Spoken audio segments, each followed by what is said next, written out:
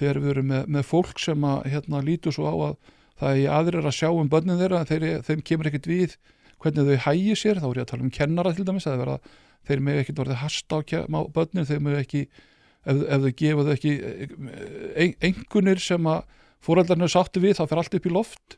Þú veist, þessi foreldrahópur fór af stað, hann eignast börn og þessi sáhópur er núna komin af stað með sín börn, þá verður svona snjóbolt árið, þá stækkar þessi hópur.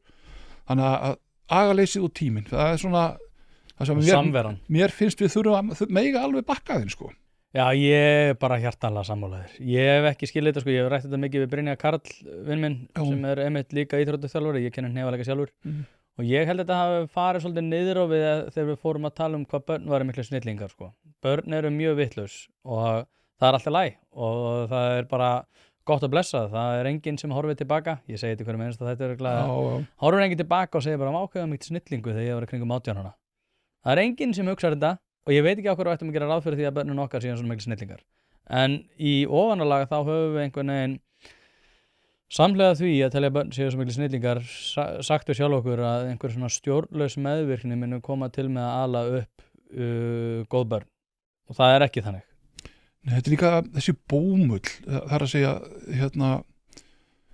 ég sagði við ykkur hlaðvarpinu, mamma hefði verið að rifja upp það sögurnar af því þegar ég var á þríhjóli og löggan kom með mig heim og þríhjólið aftan í landróðurnum að því ég fannst eitthvað upp í bæ á Ísafirði sko. Ég hef stundum sagt að sko, það á að vera búið allavega að brotna eitt bein og sauma nokkuð spor í barna áður en það er 5. Hluti af því að þroskast er að fá að gera mistök og læra á hættunar.